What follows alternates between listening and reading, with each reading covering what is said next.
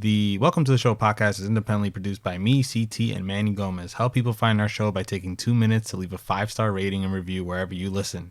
Thank you. What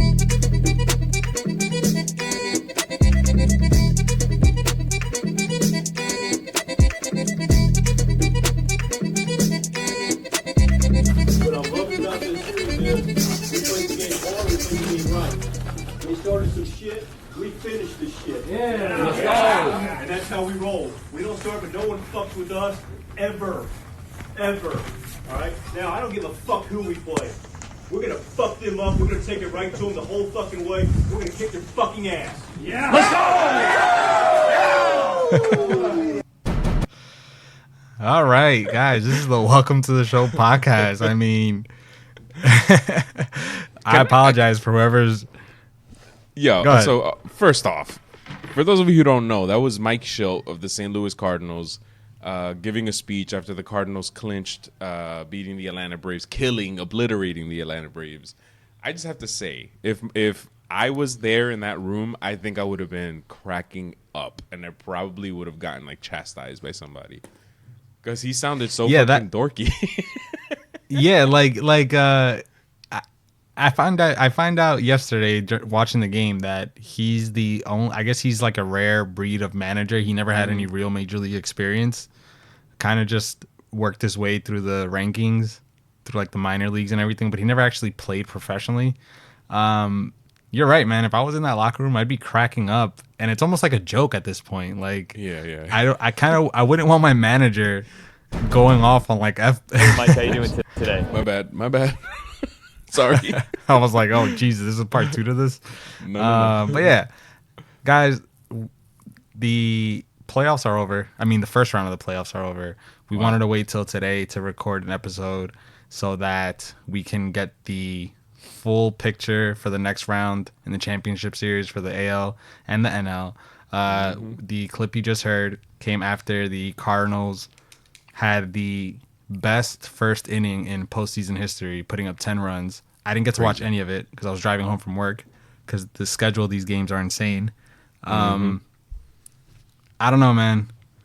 I feel like the Cardinals are going to get swept in the National League Championship Series after that. After that performance and after that, nobody fucks with us display that the coaches put. I mean, I feel like, I don't know, man. I don't see this team winning or advancing into the World Series. What do you think?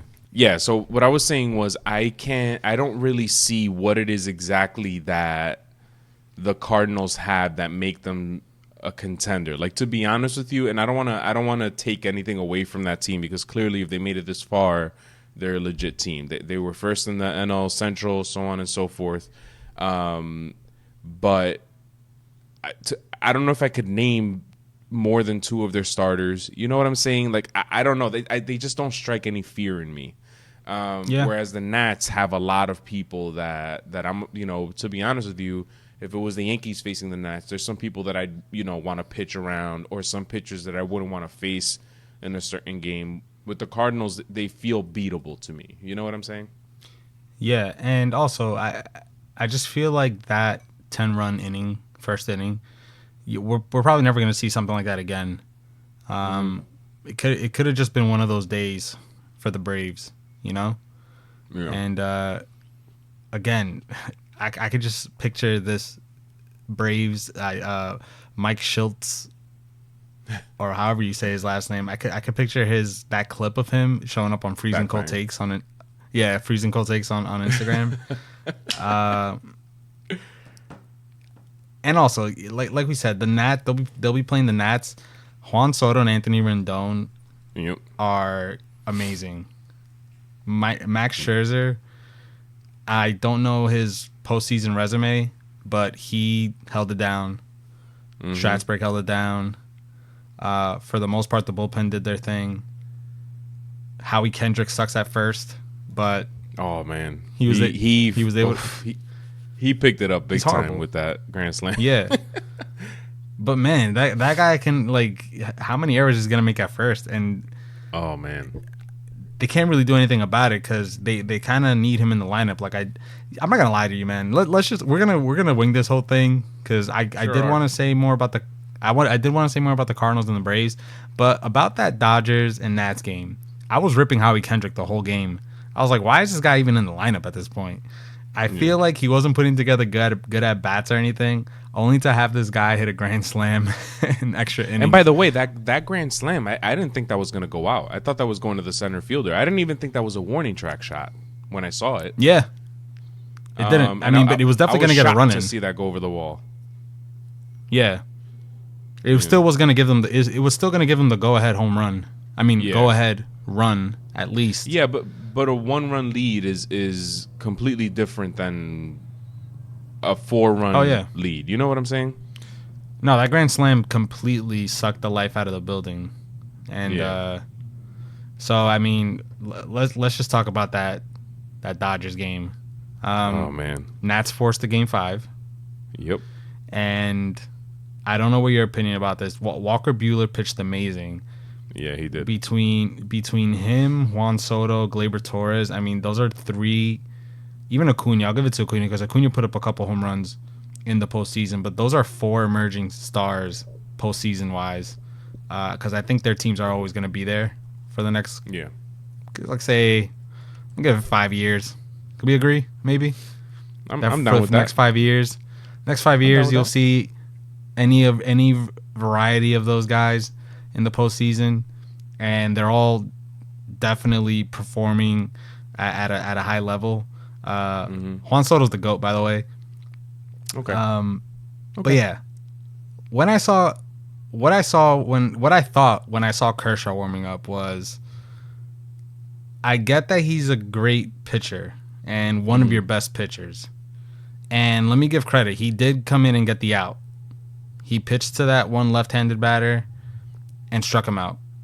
So he did his job to get Walker Buehler out of that inning, where I think Walker Buehler, what happened was that he walked the guy, and he left the inning 2 outs in the 6th, I think it was, 117 pitches.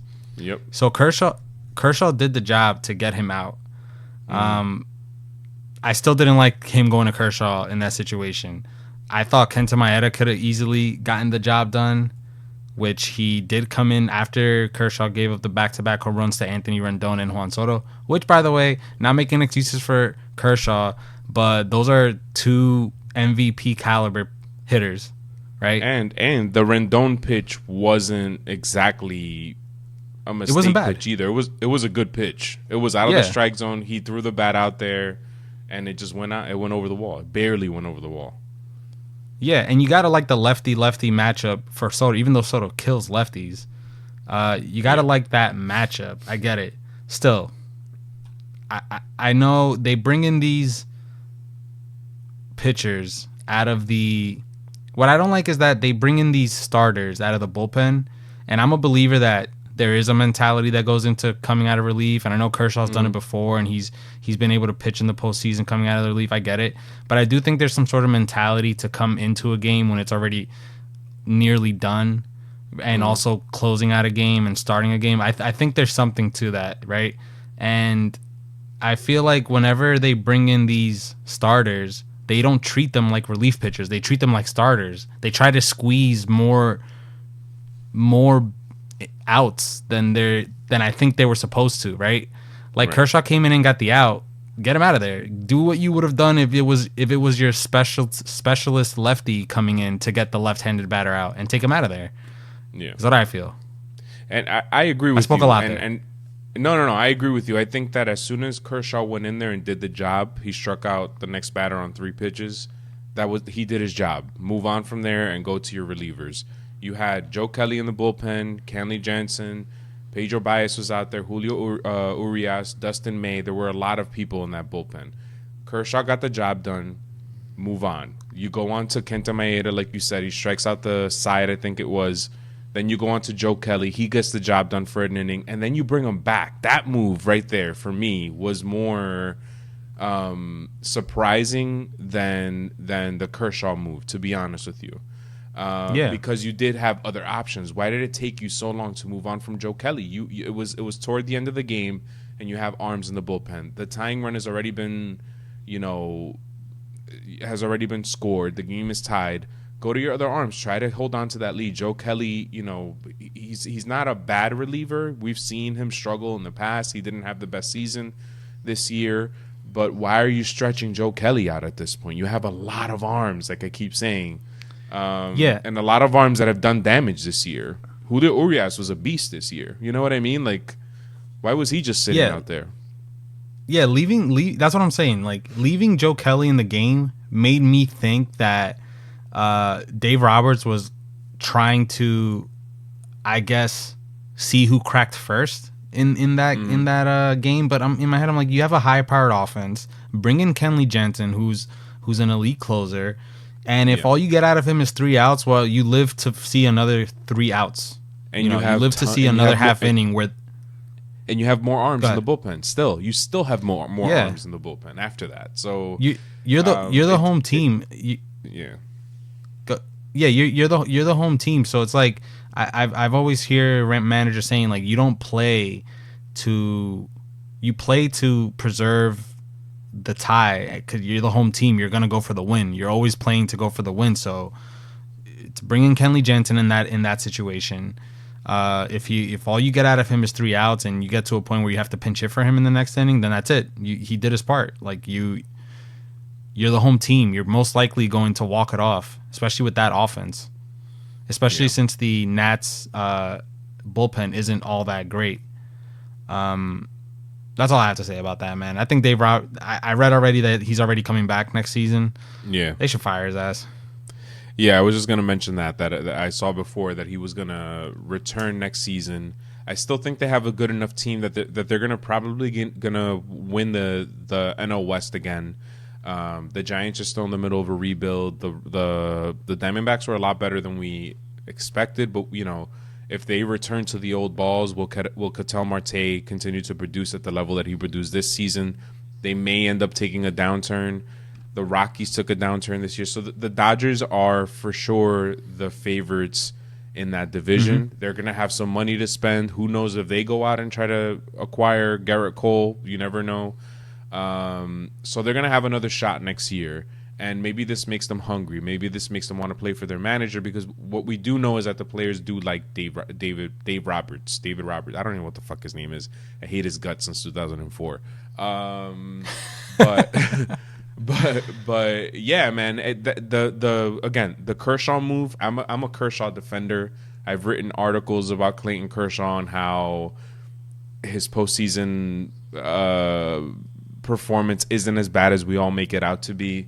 I think that yesterday, especially the Rendon home run, was almost like a fluky type of thing, in my opinion. And then Pitch Ninja, Robert Friedman, or whatever his name is on Twitter, he posted a video of the pitch that he threw to Rendon. It was a good pitch. He literally threw the barrel of the bat out there, and it went over the wall. The home run to Soto, nobody can make excuses for that. He fucking crushed that shit. That was a long home run. That was hit hard. But then every move he made after that point, to me, is what I start to question. I'm just like, what the fuck are you thinking, bringing Joe Kelly back, especially after he had that type of inning? It was like, I don't know. It's a head scratcher. Yeah, but we can beat around the bush here forever. You know what I mean? Yeah, it's almost like he thought that he would have to leave his arms in for as long as possible and see who was going to make the first mistake. Like, was it going to be it was like he wanted to wait out to see if the Nats made a mistake first, which obviously would result in them winning because they were the home team. But I don't know. It reminds me of the way that I play like video games, like MLB The Show. Like I exhaust my bullpen arms when it's one of those games where I can't score a run and the other team can't score a run either. Like we're just waiting out to see who's going to make the first mistake pitching wise. So I didn't understand it. Yeah. Kershaw's post press conference after the game kind of made me really feel bad for him. He was agreeing about all the stuff that people say about him in the postseason. I would never say that as a professional athlete. Like I would never admit to that. That's just me. I think he's taken such a beating, and the fact of the matter is, as much as I've defended him, if you look at his postseason numbers, there's a drastic difference between his regular season numbers and his postseason numbers. He's had his performances in the postseason that are phenomenal, just like he's had in the regular season. But overall, cumulatively, they're not as good as they are in the regular season. He's definitely not the same kind of pitcher. But I still have faith in a guy like him. Like, if you were to tell me tomorrow that the New York Yankees could get Clayton Kershaw for nothing, let's say, I know that I'm just saying the Yankees because I'm a Yankees fan. I would take him in a minute, and I would pitch him in Game 1 of the postseason because, you know, people said the same thing about Alex Rodriguez. In 2009, doesn't happen for the Yankees unless Alex Rodriguez is on that team. So people have bad moments. It happens. You know what I'm saying? Like, you can't beat this guy down for that. You don't make it to the postseason without Clayton Kershaw a lot of these years. So move on from it. Pick your head up next year. Come in hungry. Get them there again, and then get the job done. And shut up all these fucking, you know, criticizers, critique people, whatever the fuck you want to call them. Yeah, man. Critics. There it is. Critique people. Critics. Critique people.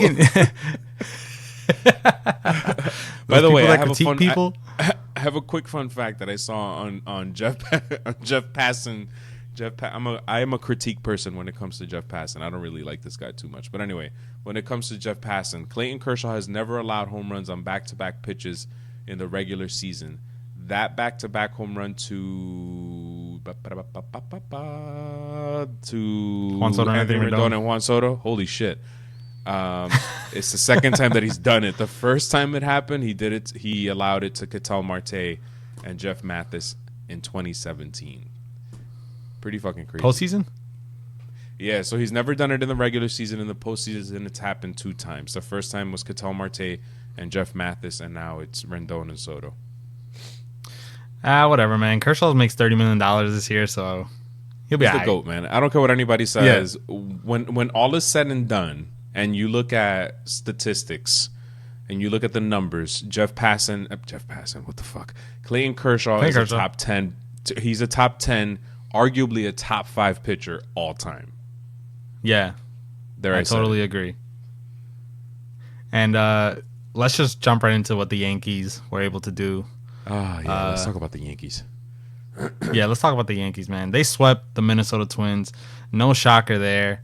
I do want to point out that the elimination game against the Twins, I felt like they hit the ball really good. The Yankees defense was on point that day.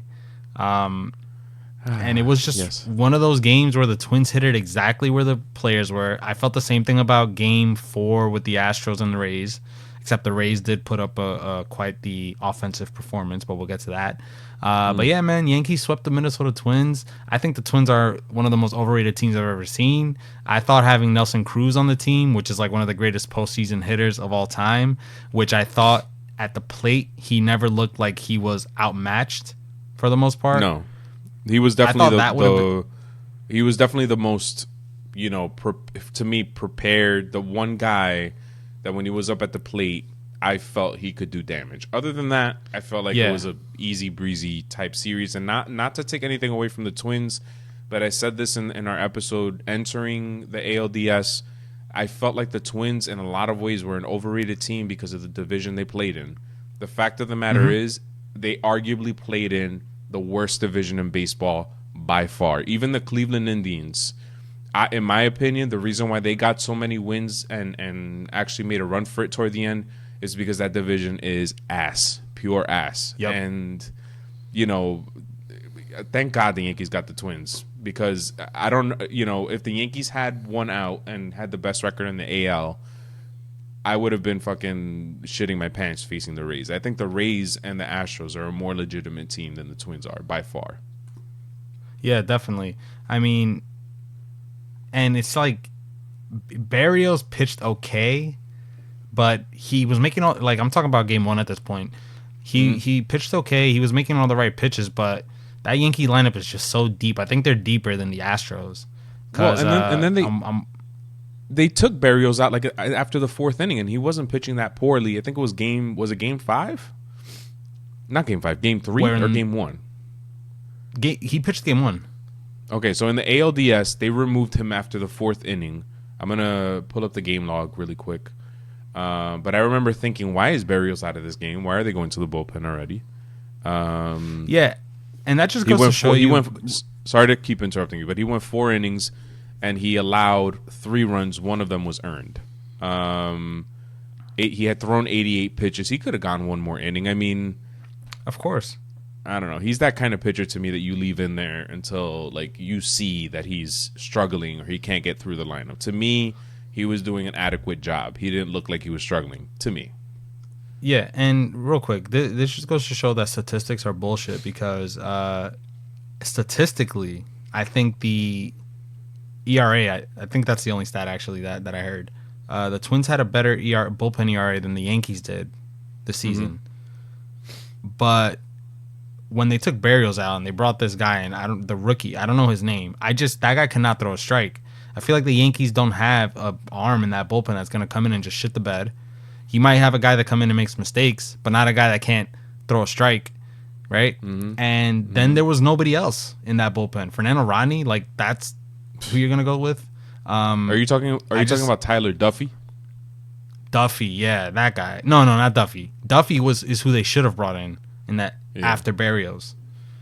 What I'm saying is that the stats tell you that the Twins had a similar effective bullpen compared to the Yankees, but that's not true at all. And the only 2 teams with good bullpens are the Yankees and the Rays. Now just the Yankees. Facts. Super facts. So yeah, man, the Twins are just overrated. I really hope they don't make it next season. If they do, I really hope they don't play the Yankees in the first round because I'd like to see them at least advance, maybe. But yeah, man. Could we just keep talking about the Yankees, please? Yeah, sure. I was gonna mention that CC Sabathia and Aaron Hicks may be ready to join the club for the ALCS. Manny, what say you? This kind of worries me a little bit for a couple of reasons. Aaron Hicks hasn't played since August, and now I know that Giancarlo Stanton didn't play basically all season before he joined the roster, and Edwin Encarnacion missed about a month before he came back in.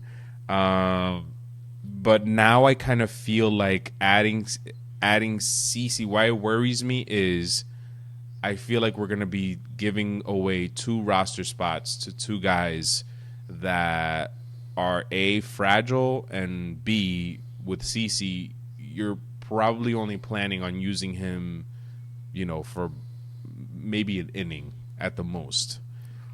If Aaron Hicks wasn't healthy, I'd be like, fine, give it to CC. We could use a lefty arm out of the bullpen to face, I don't know what left-handed hitter is in the fucking, Astros, but Red Dick or something. I don't know.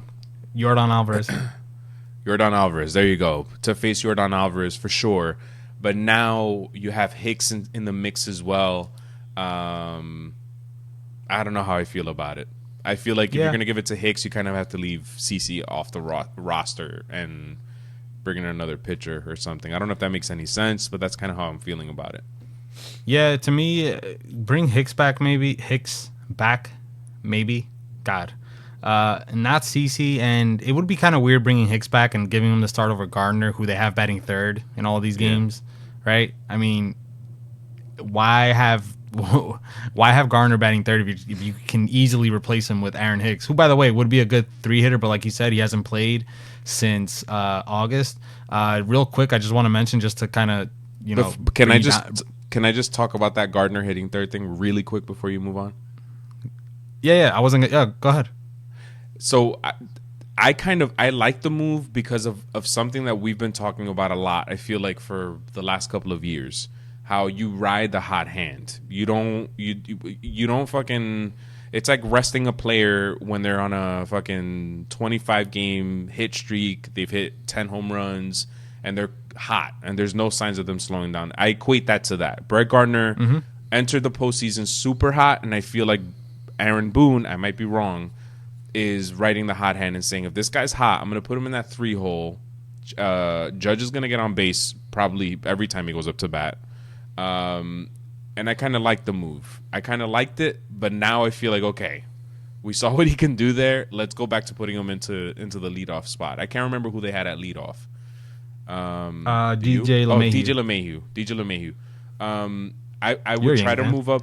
I would try to move up Glaber a little bit up. Maybe put him in the leadoff role, give him more at bats because he's hot right now. Leave Judge at the 2 hole. Maybe put. I don't know. I don't even know what this lineup is. Too deep. God, I love this team. Yeah. The lineup is extremely deep. Watching the Astros these last couple of days, I think the Yankees lineup is deeper. I mean, when they get to Chirinos or Reddick, I feel like those outs can be made. Even Carlos Correa at this point, I feel like he just hasn't clicked yet. And so in that breath, that's why I think the Yankees lineup is deeper.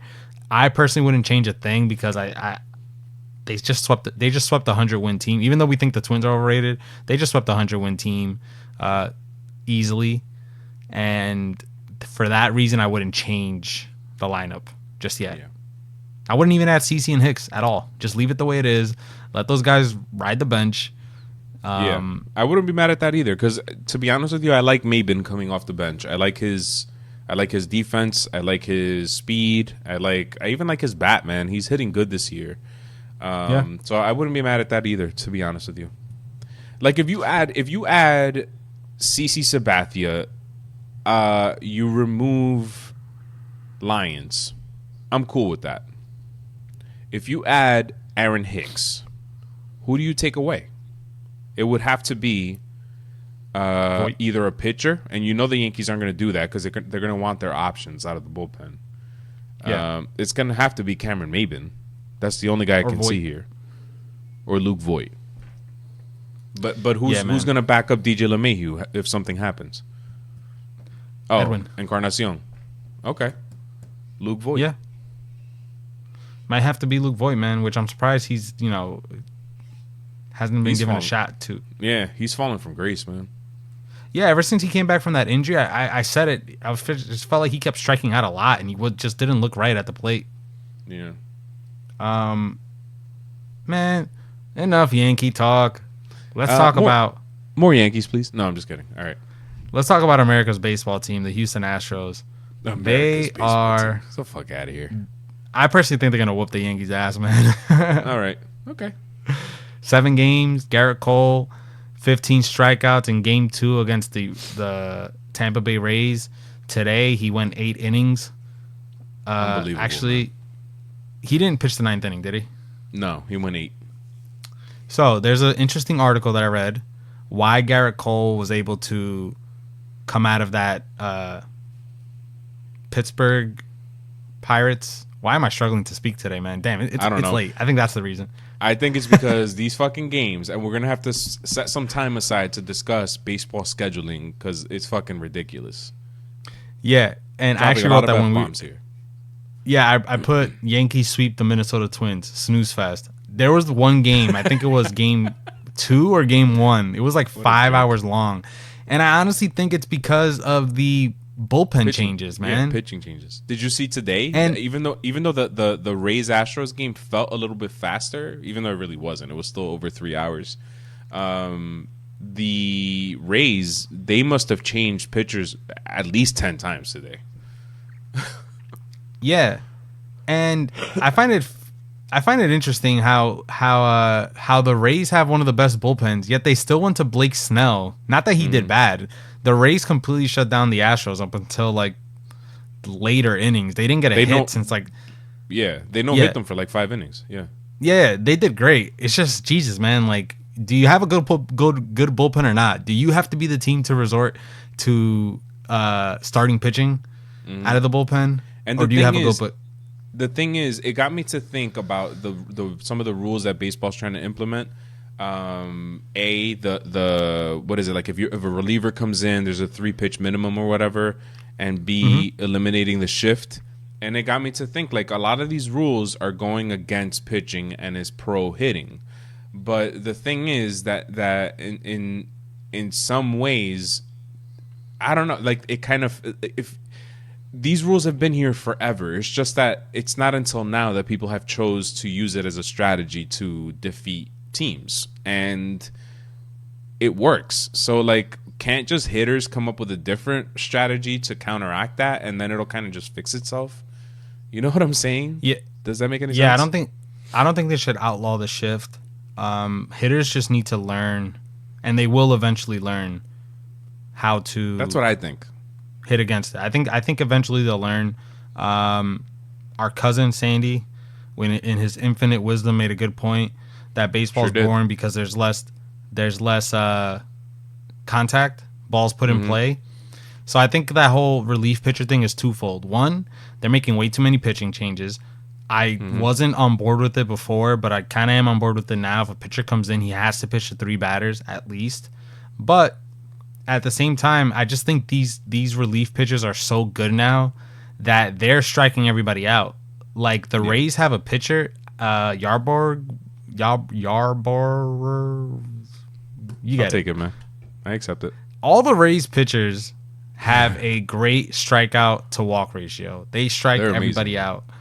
Yeah, and that's how everybody's relief arm is going to be. Like, they're all going to be strikeout specialists. So we're going to see even less balls put in play.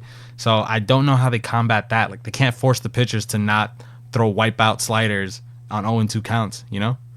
Yeah. But at the same time, maybe start equipping hitters with different methods of hitting. Like, there's a reason why there's some hitters out there that don't strike out 100 times in a season and are great hitters in baseball. Like Jose Altuve, maybe I got that wrong. Maybe he did strike out 100 times this year, but I'm just giving you examples, people. Ichiro Suzuki. But I'm using Jose Altuve because he has shown, let me see, this year he struck out 82 times. Which is acceptable. No, I'll take that. Guys can definitely hit. He can hit. Sorry. No, go ahead. He can hit you your home runs. He can hit you your doubles. He can steal your bases. He can hit for average. He can do it all. Like, equip people with different methods of hitting. It can't just all be launch angle, or it can't just all be swing down. And it can't all just be if you're a fucking leadoff hitter that you try to lay down a bunt and try to run to first and be safe. Just fucking hitters need to learn. Just like a pitcher has a repertoire, same thing has to happen for hitters. Hitters need to figure out different ways to put the ball in play. Be it a swinging bunt to hit it oppo to go against the shift. That's gonna eliminate the shift entirely. You know what I'm saying? Just like start fucking. I don't know. Like, we need to evolve as hitters at this point. Yeah, the problem is that we know that hitters no longer have a 2-strike approach. Their approach is always the home run ball. But I think you're right. There does need to be a 2-strike approach. There does need to be, if you're facing a power pitcher, there does need to be an approach where you choke up and just try to make contact, you know? And Brett Gardner's a good example. He hit way more home runs this year. He hit his career high in home runs this year. I'm pretty sure he still struck out at the same rate that he always has. Maybe a little bit more, but still. He's facing modern day pitching, hitting more home runs, and his strikeout, it's not like he's striking out 200 times. No, he strikes out around 100 times a season regularly, and he's the perfect example of somebody who will choke up and foul off a ball. He's one of these guys that's going to make a pitcher throw. He could make a pitcher throw 10, 15 pitches in an at-bat, and that shit wears a pitcher down. Like, if somebody in the Rays could have done that to Garrett Cole tonight, maybe they would have knocked him out in the 7th inning as opposed to having him go 8. And then you have to face an Astros bullpen that's not as good as Garrett Cole. You know what I mean? They're beatable. Like, you get to a point where you have a chance here. But instead, I was seeing guys swinging at first pitches, and just like, even, I don't know. It just seemed to me like. And this is not to take anything away from Cole, because a lot of the reason why they're swinging at the first pitch is because the pitch must look hittable to them, but he's so fucking good that it's not hittable. It'll move. It'll fucking dance. It'll go this way, that way. I keep dropping F-bombs. I'm sorry. But when you face a guy like Garrett Cole, in my opinion, you have to choke up and not swing at everything. And B, if you see something that you can hit, try to make contact. You don't just have to hit a home run. Just try to fucking touch it and make it go somewhere. You know what I mean? Yeah. And not taking anything away from the Rays, but I think Game 4 was more on Verlander than the Rays' approach. Because all I kept hearing from... Oh, and I also want to mention Joe Girardi and AJ Pierzynski, They totally messed up the experience of the God. ALDS and the Astros and the Rays, man. Those guys were going at each other's throats every 10 minutes. It was a smarky remark from Joe Girardi or AJ Pierzynski about where he's going to manage. It was driving me insane. I'm like, can you guys just hook off on each other already? Like, yeah. I felt like, and maybe I'm defending Girardi because he's an ex-Yankee manager, but I felt like Pierzynski was he started it, instigating it more than Girardi was, and I feel like today especially, I kind of felt like Girardi was being passive aggressive. Like AJ, people want to watch the game. They don't want to know where I'm going to manage. It was almost like, shut the fuck up already. Stop talking about this shit. But I almost wanted Girardi to I wanted to see a brawl in the fucking booth. That's what I wanted. Yeah, no, man. I totally felt the tension between the two of them. I don't know if AJ Pierzynski knew that he was doing it or maybe he realized how awkward it was the first time he brought it up, and he's like, fuck it, at this point I'm just going to keep pushing buttons. This is good TV. Like, someone's loving this. Yeah. But no, man, it was fucking annoying. It shouldn't be about Girardi in the ALDS that he's not a part of. He's just there to commentate. I found it super annoying. I did too. They were like, they wouldn't stop in game 3 or 4. They wouldn't stop going back to the catwalk because AJ Pierzynski said something about the catwalk and Girardi wouldn't stop bringing it up, but like in a sarcastic way. I'm like, all right, we get it. Like, you guys don't like each other, or you guys are trying to make each other look bad on TV. Yeah, right. But all I kept hearing from Girardi and AJ Pierzynski was that the Rays' approach in Game 4 against Verlander was to make him throw a lot of pitches. To me, Verlander, a guy that throws a lot of strikes and guys just can't hit it, was not throwing strikes in Game 4. Mm-hmm. So I feel like Game 4 was more Verlander's fault than the Rays being this like, oh, we found the key to beat Verlander type of thing. I agree. So I agree. In other words, fuck the Rays, man. I agree. I agree that it was more Verlander than it was the Rays, and I feel like the reason for that is if you look at Verlander's trend this season is that he's a high strikeout pitcher and he gives up home runs, and that's not what was happening in that start. He was giving up singles, doubles, walking a guy, and that to me is a mechanical issue. Maybe I think he was going on 3 days rest. Maybe his arm wasn't ready to go. He's at an age now where he shouldn't be pitching at this level. Let's be real. We haven't seen this before.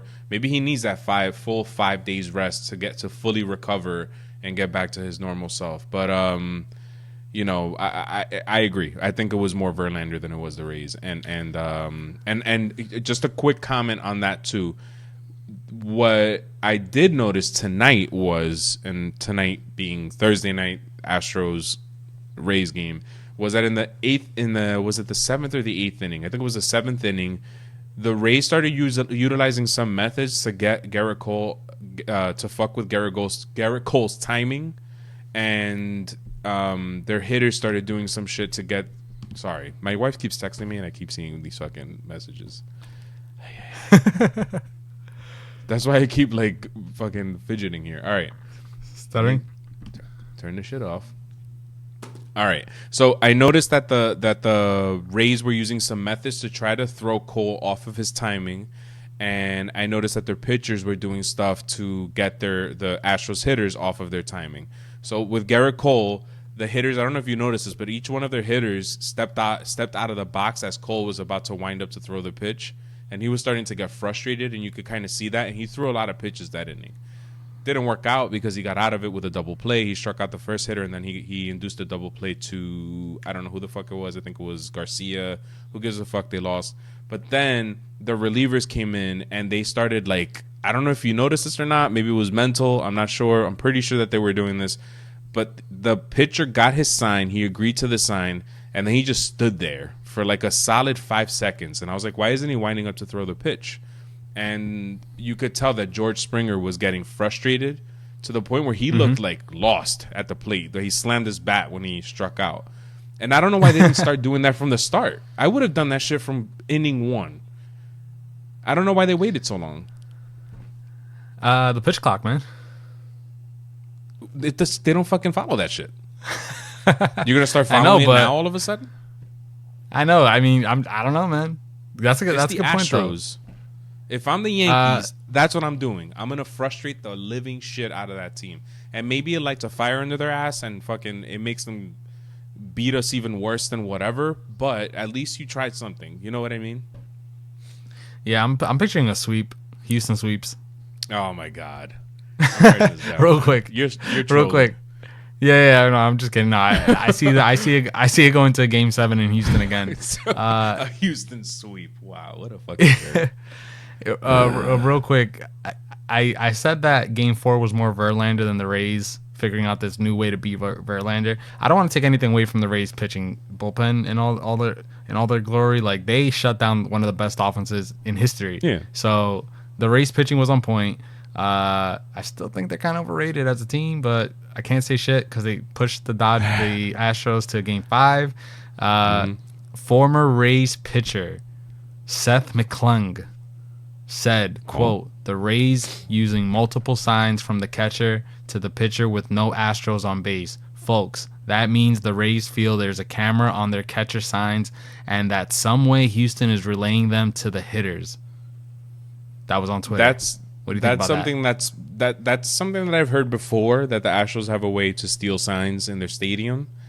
But again, I put that on because any team could do that. If you really think about it, any team could find a way to steal signs.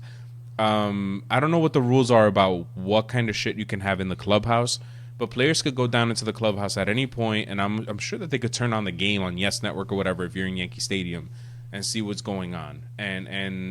But maybe I'm wrong on that, so don't quote me on that. But I've heard that before about Minute Maid Park. I still don't take that as an excuse. As a team, figure out a way where they can't steal your signs. And that's it. Yeah. That's your job. Yeah, and also, I feel like that stealing signs to that extent where they have a camera that they're relaying the signs, that seems like too big of a conspiracy theory to cover up, doesn't it? Wow, you of all people, too big of a conspiracy theory. It just seems too big of a cover-up. Like, imagine players that don't play there anymore, that play for other teams. Aren't they going to just say, yeah, those guys definitely steal signs? Like, I remember it. Talk to Bill Belichick about that. There's no scheme too large for any team. Speaking of Bill Belichick and the Patriots, what I wanted to mention before when we were talking about Brett Gardner was that the Patriots defense is putting an ass whooping on Daniel Jones. Thanks. Like, making him look like a rookie that he is. So I guess that's normal. So we're talking about baseball. Yeah. I just wanted to mention that real quick. Do you have anything else? Real quick, give me your predictions. Actually, we'll do that at the end. Okay. I wanted to quickly mention that the Mets have fired Mickey Callaway, and they're planning to interview Carlos Beltran, which I think is a mistake, and Joe Girardi, which I think would be interesting. But I also think the Mets are snake bitten. So if you're a Met fan, just pick up a hobby, man. Go bike riding or something. You know? Join a Hyrax softball team. Find a better way to spend your time. I see a tweet here from Josh Tolentino. Wow, that sounds very close to a Dominican slang word for penis. But Josh Tolentino, he's a beat writer for The Athletic for the Tampa Bay Rays. He is saying that Glass now looked back at replays and said it was pretty obvious he was tipping his pitches. So there you go. What are you going to do? For those of you who are not sure what that slang word is, it is tolete. If you want to use that for penis moving forward, I now grant you permission to do so. One of my first baseball coaches ever was this guy named Tolentino. And Nice. He actually left back a legacy. I mean, he passed away, but he left back a legacy where if you go to Dykeman, you'll see teams with his, like, I think it's like a league or like a traveling team that he puts together that plays other teams. So, yeah, Wow. what a flashback. Yeah, that was random. And speaking of managers that are fired, Phillies, Manny, have fired Gabe Kapler. About he goddamn was time. 161 and 163 in the 2 seasons that he managed for the Phillies.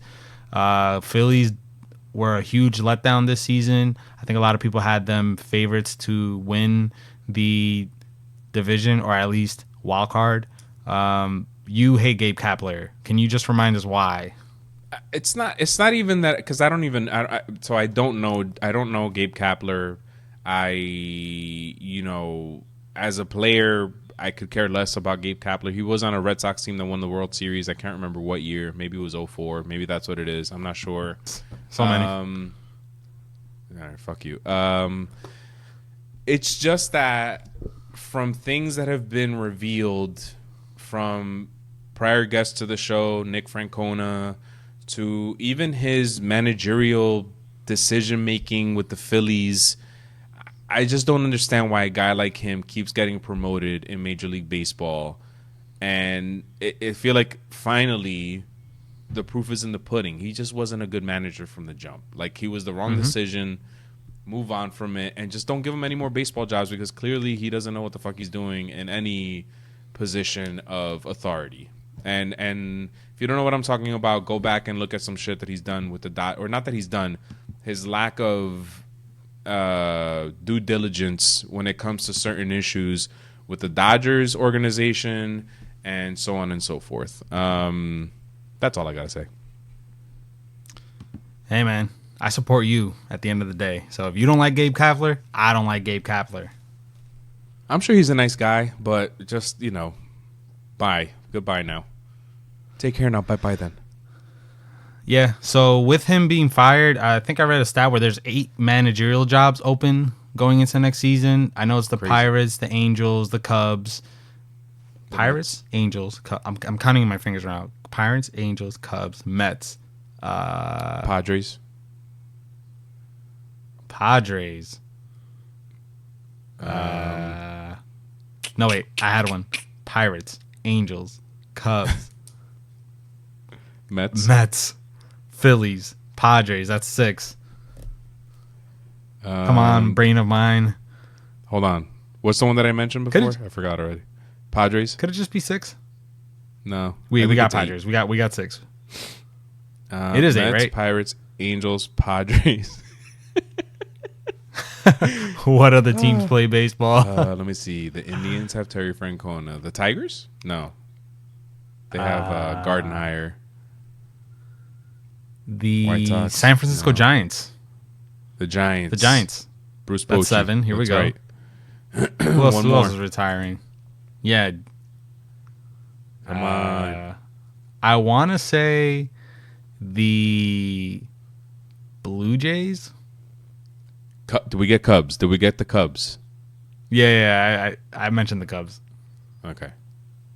Guys, I think I have the list here. Hold on. here we go. I got the list.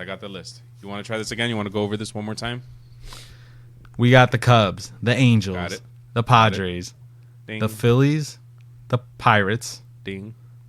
the San Francisco Giants. I'm at 6. Ding. The Mets, 7. Ding.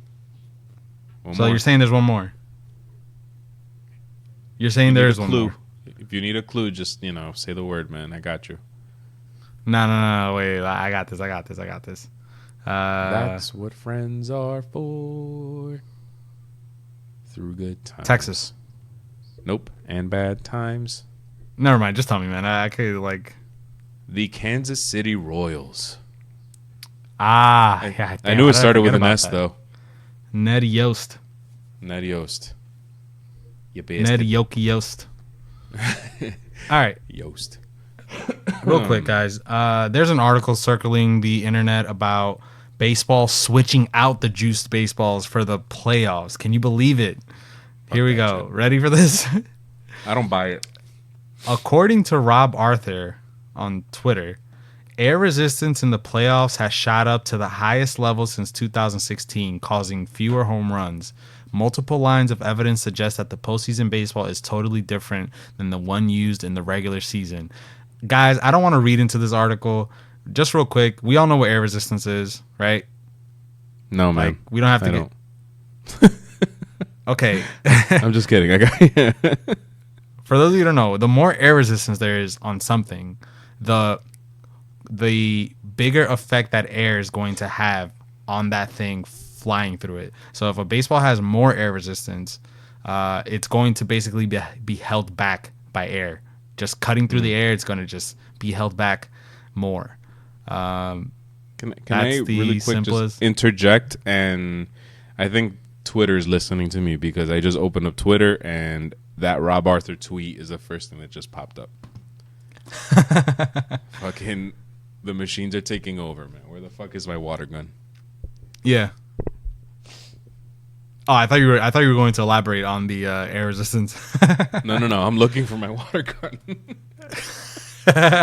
Yeah, I think that's pretty interesting. I had a feeling that this was gonna come up somehow because I did feel like the bloodbath or the slugfest of the Twins and the Yankees was a letdown because those two teams led in home runs this year, and there really weren't that many in the playoffs as I thought. I mean, compared to what I thought it was gonna be, there were home runs in the playoffs, just not what I thought it was gonna be.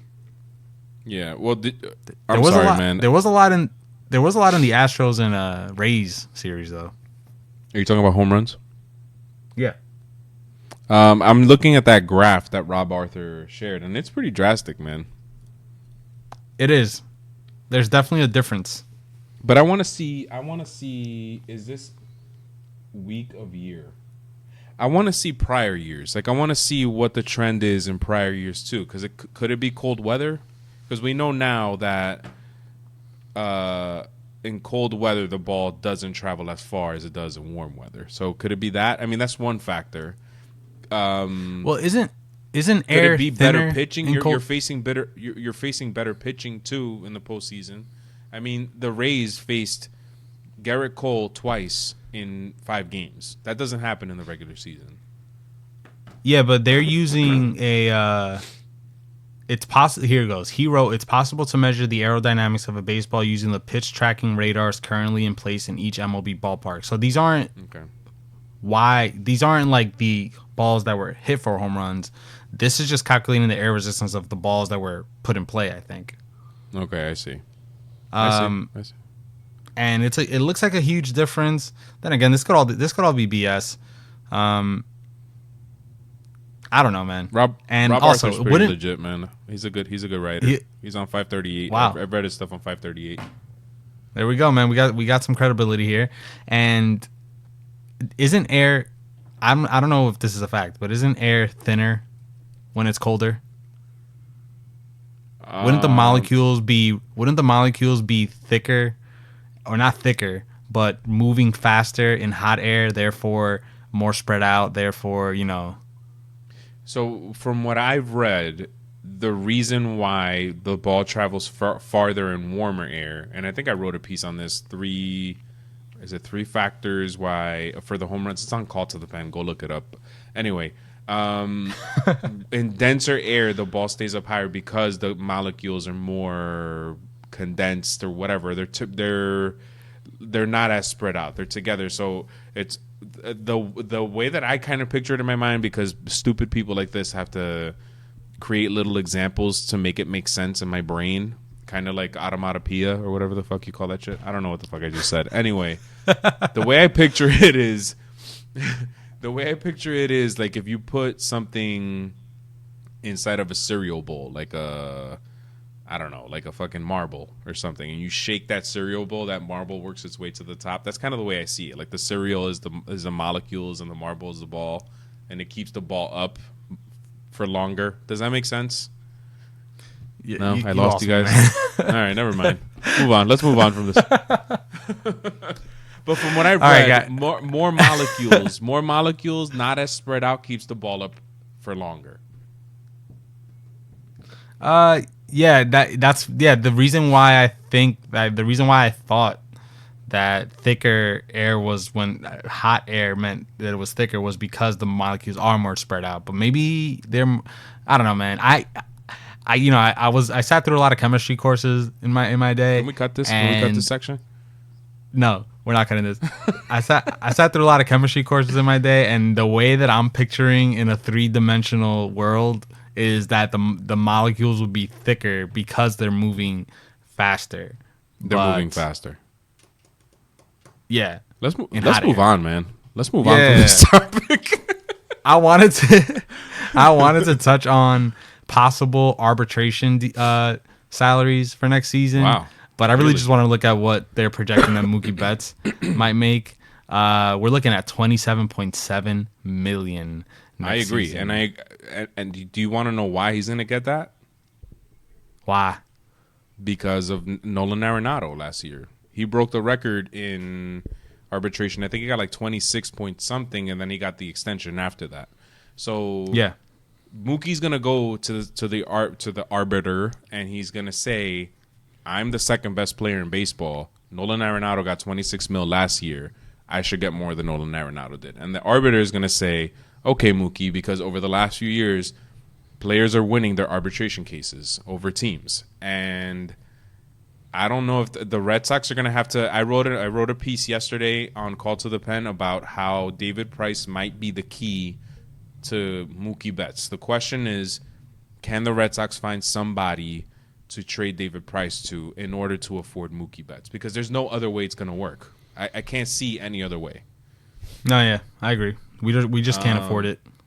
You can't afford it. And David Price is $96 million for the next 3 years. He's a left-handed pitcher. He's decent. He's consistent. I just don't know if any teams are going to take that kind of chance on that kind of player. It's happened before, though. The Red Sox got away with murder, 10 years ago or whenever that was, when they managed to trade away Josh Beckett, Carl Crawford, and all this fucking salary to the Dodgers, and went under the salary cap again and rebuilt a fucking winner. So you never know. Yeah. Some other interesting names. Aaron Judge projected. Sorry, man. Thanks. I just Thanks for speaking of entertaining me. movies. I mean, you set it up perfectly. You said it's happened before. The Red Sox got away with murder and traded away this and that. I mean, if I respond to that, you're just gonna hit me with yeah, okay, like you're trolling the Yankees, and I love There might be a team out there. Maybe the Angels. Here's a little encouraging situation for you. Here's a maybe. Actually, no, that doesn't even make sense. Forget it. Well, the Angels are gonna try to go for it next year. No, yeah. The Angels are gonna try to go for it, for sure. So you're right. They better. They would get a guy like David Price. Yeah, but who are you gonna get back? That's the thing. Mike Trout's little brother, and I don't know, man. Fucking Tommy La Stella, maybe? I don't know. Do you need is he a second baseman? You need a second baseman. Yeah, we could use him. Fucking Brock. Yeah, I wanted to just go through some names that I'm reading here. Aaron Judge, $6.4 million. I think he's going to get more than that. Gary Sanchez, $5.6 million. I don't think he's going to get more than that. Why not? He's making this is his first year of arbitration eligibility. You never make that much in your first year of eligibility. Oh, okay. Yeah, I didn't know it was his first year. Wow. I think if he continues in this trajectory, stays healthy, by the time he's, I think it's 3 years of arbitration, or is it 4 years? I don't remember. 5 years? Who the fuck knows? He can get Mookie Betts money at the point that Mookie Betts is in, but not yet. It's not going to happen yet. It's like gradual. It doesn't happen that fast. Yeah, and so guys like Ronald Acuna, he's not eligible for any of this anymore because he signed that extension. Yeah. Exactly. Wow. I'm going to have to... I wonder about that because I guess it's okay. It's guaranteed. You're not guaranteed that he was going to get into arbitration and as 100% healthy and that his career is going to pan out. But I think whoever advised Ronald Acuna on that, I don't know, man. Yeah, man. I mean, look at Mookie Betts. He bet on himself. Could have definitely gotten more. Yeah. He bet on himself, and he's going all in. And he's had his injuries and stuff, but, I just typed in Ronald Acuna, and guess what just popped up? Luis Angel Acuna. I didn't even know that guy existed. That's his brother or cousins or something. No way. Okay. And he's a beast. He's a beast. Oh, sure he is. Acuna signed an 8-year. I'm just fucking with you. An 8-year, $100 million deal. The most he's gonna get paid in that contract is $17 million. And oh my god, what a fucking idiot! And he gave him club options. So damn. He's under contract until he's 30, pretty much. Yeah. Here we go. Just gonna look at some other names. I'm looking through this list. George Springer, 21.4 million. Wow. There's a lot of. Oh, Chris Bryant, 18.5 million. Javi Baez, 9.3 million. These are all just predictions, guys. This is not set in stone, obviously. Julio Urias, 1.7 million. There's like a huge difference. I feel like a lot of guys are hovering around that 1 million mark, and then you'll have guys that are like in the 18 million. So Marcus Stroman, 11.8 million. That's not bad. No. For Marcus Stroman. Let's see here. Trevor Bauer, 18.6. Yeah. I could see it. I could also see him arguing for more and getting it. JBJ, 11. How do you feel about that? Worth it. Okay. Tyler Glasnow, 1.9 million. Jesus. Baseball. Jorge Soler, 11.2 million. If he could put together a season like he did this year, that's a steal. Yeah. Matthew Boyd, 6.4 million. And Noah Syndergaard, 9.9 million. Wow. Cheap. James Paxton, 12.9 million. Word. Greg Bird, 1.3 million. Can he do that? 1.3? I mean, where the fuck is Greg Bird? Yeah, can he actually go into the arbitration? He was like, hey, guys, like, I think I'm worth the 1.3 million. He's eligible. I mean, he may not get it because they're going to be like, well, where have you been, dog? Have you heard anything from him? No, man. I forgot. I even forgot that he played this year. Apparently, he played for like a solid year. I mean, month. Damn. Didn't remember that, man. I think he played like 40 games. Can't name one of them. Wait. We're talking about in minor leagues, obviously. No, this season. I made that up. He had 41 plate appearances. He played in 10 games this year in the majors. I don't remember it. No, he didn't. Yeah, he did. Sure did. No way. Now I got to look this up. I wanted to end this on a contract that I think it's insane, but I got to look this up now. Greg Bird played this season? Show did. 10? Oh, my God. 10 games, 41 plate appearances. There it is, man. 1 home run. I think I do remember this, actually. I don't remember it. Here's another deal, CT.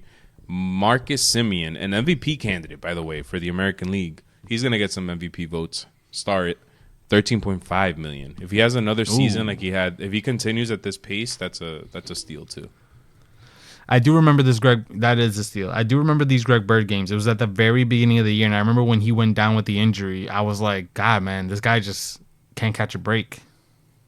Yeah, man, I feel bad for that guy. I have nothing against Greg Bird. When you get injured at the pace that he does, I kind of feel bad for you. It's not like fucking this guy. I can't even name him. Can't even say his name because it makes me nauseous. Jacoby Ellsbury. There it is. Yeah, crazy.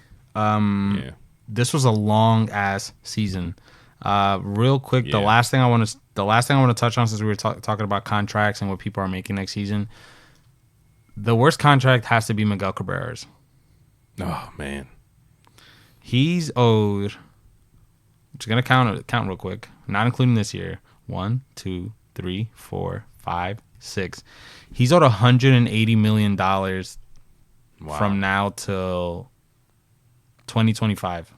But that's why you don't. That's why you don't pay players for what they've done in the past. That's why when you say things like, you know, he deserves that money or whatever. Yes, like I get it. Like he's you know, an elite player, Hall of Fame bound, but that's gonna kill the Tigers. Yeah, that's gonna kill them. Ow, fuck! Jesus Christ! Leave that in. You all right, man? Yeah, I'm good. I just scratched the scab and it came right off. I forgot it was there. Damn, that hurts. Yeah, but I just wanted to. But by the way, sorry. You know, maybe fake an injury. Tell him, listen, bruh, like pretend like you broke your back. I don't know what you're gonna do, you know, but just get out of here, please. It's crazy. Yeah. I want to talk about this maybe next season when we revisit opening day or something, I just wanted to mention this because I was looking at this contract the other day, and it's insane. This guy is getting $30 million a year for the next. I can't believe you're taking this position, man. I'm kind of surprised. What do you mean? That I agree that it's insane? Yeah. Well, yeah, but I mean, what if this was Max Scherzer's contract? What do you mean?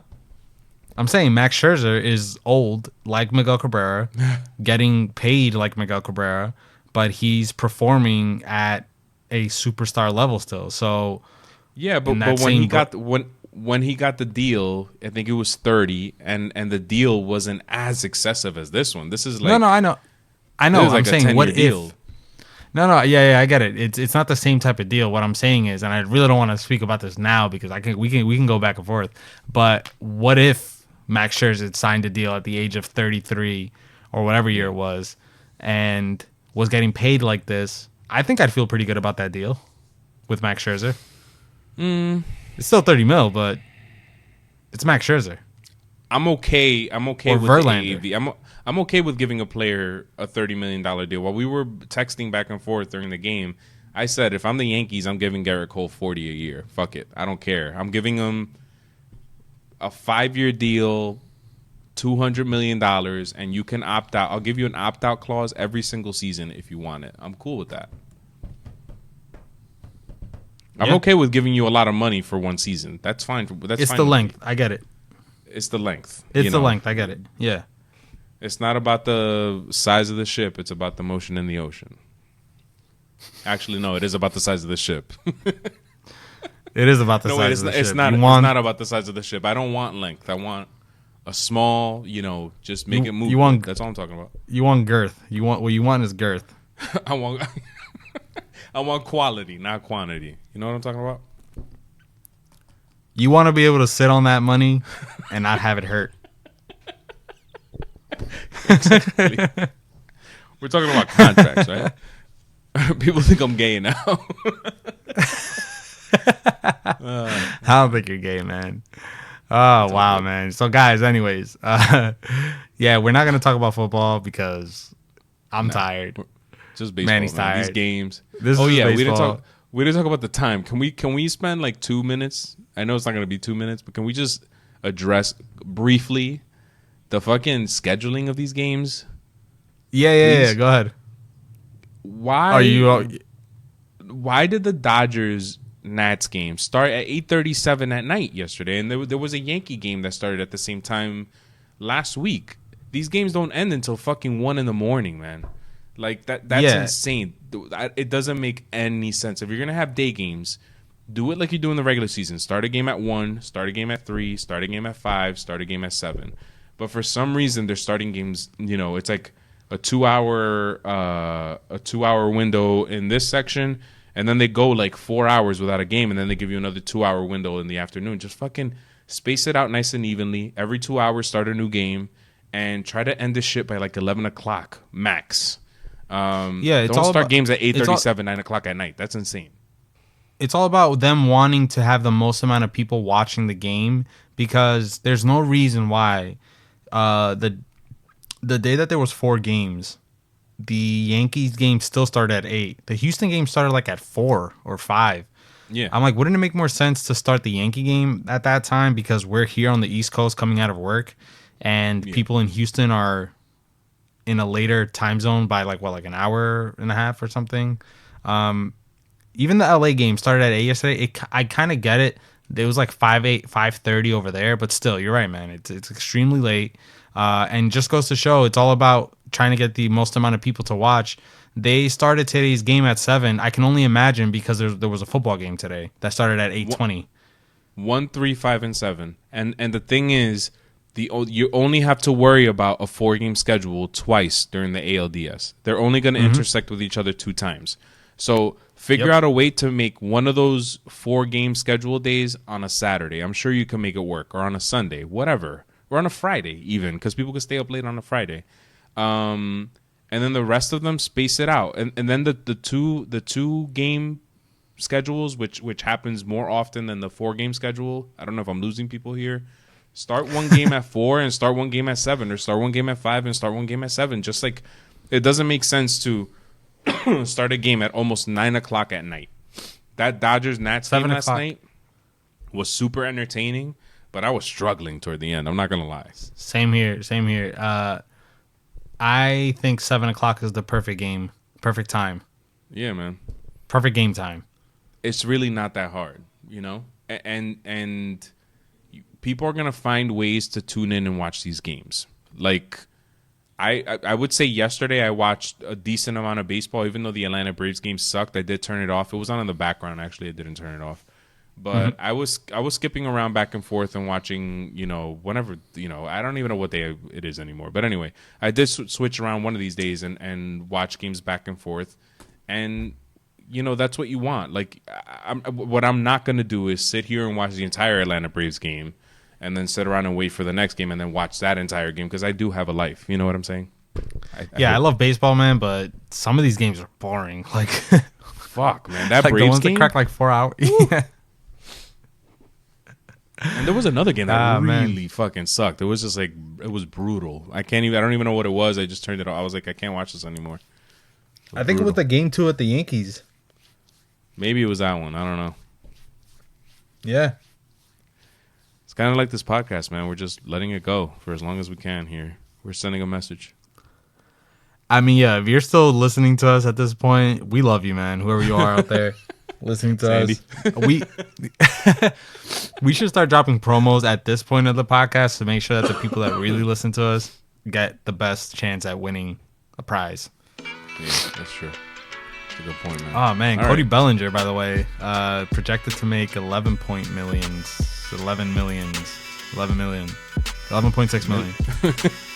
Did he break out ahead of Judge? No, because they Didn't were they come both rookie of the year. Yeah, same year. I wonder why he's projected to make so much more. That's almost double what they're projecting Judge to make. Could it be the injuries? Maybe, yeah. Judge? Yeah, that's true. Whatever, man. I'm not an arbiter. I'm good. Neither are you. I'll take Judge for $6 million. Seems like a deal to me. I'll make that deal. Yeah. All right. All right, guys. That was the Welcome to the Show podcast. That was the Division Series recap. Thank you for listening. Manny, you want to take us home? Take us home, man, Gladys? Don't forget to check out the Hotheads podcast. Don't forget to check out the Replay podcast, which should be on your feed right now if you're listening to this. We went over the Breaking Bad series in honor of El Camino coming out tonight on Netflix. All of that is available on WTTSpod.com. That's all I got. All right, guys. Thank you. Peace out. Peace.